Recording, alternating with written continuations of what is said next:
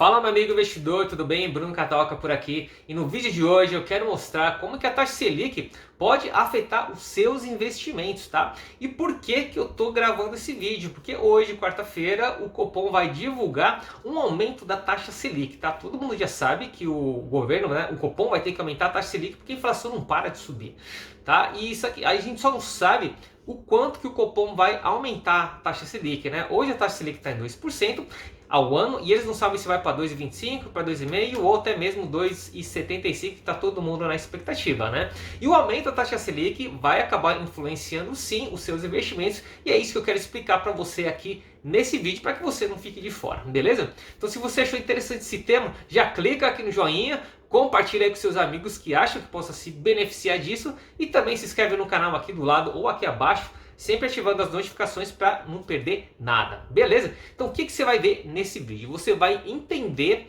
como que um aumento na taxa Selic vai diminuir a inflação, tá? Para você ficar por dentro aí de como funciona a economia, e também vai ver como que uma alta da taxa Selic vai afetar os seus investimentos tanto na renda fixa quanto na bolsa de valores, beleza?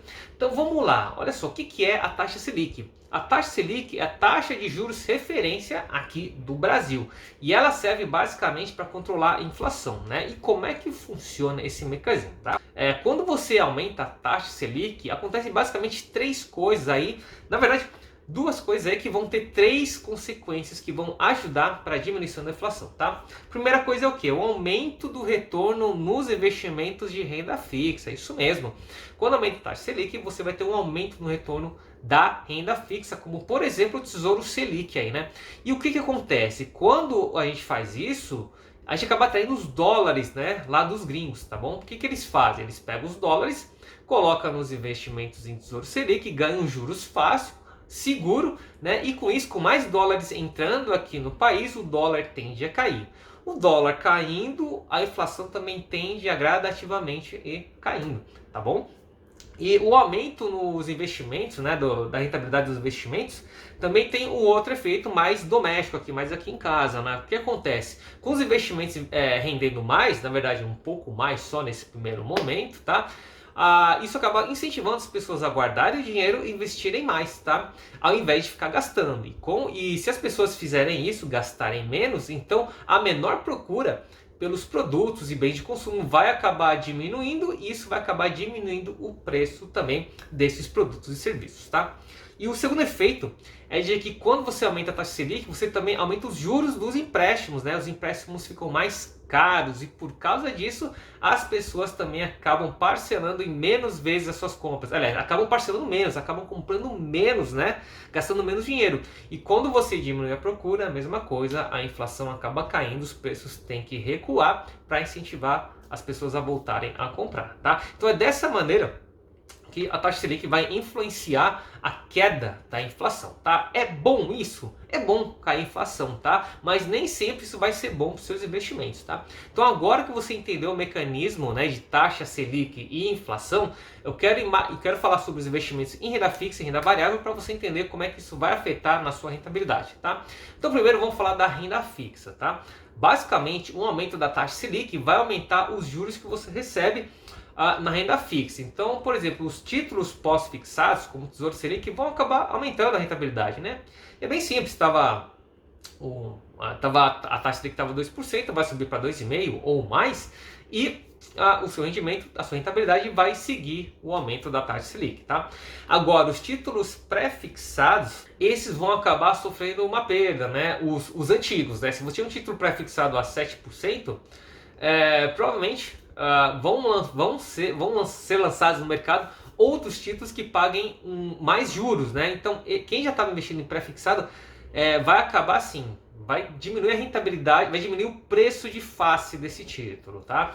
Por que isso? Porque vão ser criados novos títulos que vão pagar mais juros, tá? Se você não vender no curto prazo, você não perde nada, tá bom? Mas se você precisar desse dinheiro no curto prazo, provavelmente você vai ter um prejuízo, tá? Mas quem quiser deixar para investir em pré-fixado mais para frente, vai ter um ganho, porque as taxas dos pré-fixados também vão variar de acordo com o aumento ou diminuição da taxa Selic, tá? E por fim, a gente tem os títulos atrelados ao IPCA, que é a inflação, né? Esses aí, né, são títulos mistos, né, que você vai ter aquela taxa do IPCA e uma taxa já pré-fixada, tá? E com a tendência, né, da inflação cair, então a rentabilidade tende a seguir e diminuir um pouco também. Já aquela porção pré-fixada pode ser que diminua ou aumente, vai depender de vários fatores aí, tá bom? Então basicamente para renda fixa é isso, né? Se subir a taxa de juros, vai subir, vai aumentar a rentabilidade do Tesouro Selic, também não vai ser muita coisa assim, e vai afetar também os pré-fixados e o IPCA. Agora, como é que um aumento da taxa Selic vai influenciar nas suas ações na Bolsa de Valores? Bom, basicamente o aumento da taxa Selic serve para frear um pouco o aquecimento, para desaquecer a economia, frear um pouco o crescimento da economia. E isso é complicado, né? Porque a economia já está em recessão, já está complicado, muita gente desempregada, as empresas fazendo o que dá, malabarismo para continuarem operacionais, e vem a taxa Selic, aumenta a taxa Selic e acaba prejudicando, tá? Mas assim, nem sempre, né? Quando a gente fala de renda variável, nem sempre 2 mais 2 é igual a 4, tá? Porque tem vários fatores que podem influenciar positivamente ou negativamente as ações, tá bom? As empresas, tá? Mas para te dar uma ideia melhor de como isso é complicado, eu vou te mostrar algumas situações que vão influenciar, vão ser boas para algumas empresas, mas vão ser ruins para outras, tá? Então, por exemplo, para ficar mais claro, tá? Quando a inflação cai, as empresas que ganham com a alta do IGPM ou do IPCA vão ter um lucro menor, como por exemplo a Taesa, fundos imobiliários como os de papéis, né, que fazem certificados de recebíveis imobiliários, como o IRDM11, por exemplo, tendem a ver o seu lucro cair porque o aumento do lucro está atrelado ao IGPM. À medida que esse IGPM vai sendo controlado e diminuindo, o lucro dessas empresas e fundos imobiliários tende a cair também. Mas elas vão continuar lucrando, obviamente, tá? E nada impede deles fecharem contratos com outro indexador, como por exemplo o CDI, né? E dessa maneira eles acabam equilibrando o fluxo de caixa aí, tá bom? Uma outra coisa que acontece, por exemplo, quando os empréstimos ficam mais caros, o que acontece? As empresas que são mais endividadas, elas vão acabar sofrendo mais, né? Se elas fizeram dívida, bastante dívida com a taxa Selic lá embaixo, não pagaram a taxa Selic que voltou a subir, então eles vão ter problemas, tá? Porém, nada impede delas renegociar essas dívidas com os credores, tá? Não tem problema, porque o credor não quer perder dinheiro e ele vai aceitar essa renegociação da dívida, tá? Então sempre tem uma saída, tá bom? Outra situação é o aumento do retorno da renda fixa. Vai ser bom para quem? Por exemplo, para as ações de seguradoras, tá? Porque as seguradoras, o que elas fazem?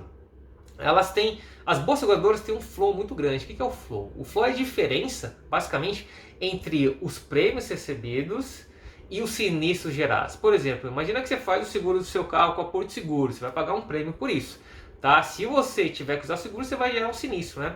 Então é dessa maneira, né, que funciona o business, né, da Porto Seguro. Ela vai receber o prêmio de um monte de gente e só para uma porcentagem que ela vai ter que pagar o sinistro, né? A diferença entre os prêmios recebidos e o sinistro que ela teve que pagar é o flow, tá? E essa quantidade de dinheiro que fica parado e vai cada vez aumentando mais, né?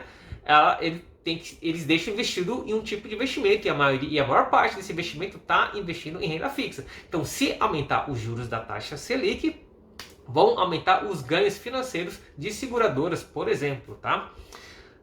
Outra situação, queda do dólar. Como isso é bom? Isso é bom. É bom, vai cair a inflação, é bom para a gente. Só que para algumas empresas isso pode não ser tão bom como, por exemplo, as exportadoras, como a Vale, né?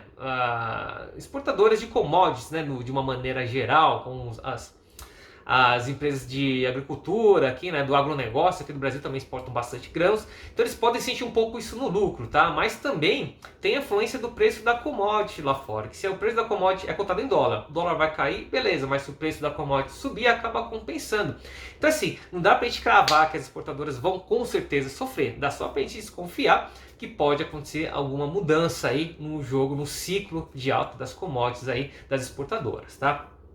Outra coisa, juros mais altos, por exemplo, também, né? Com os juros mais altos, vai aumentar o spread bancário dos bancos, né? O que é o spread bancário?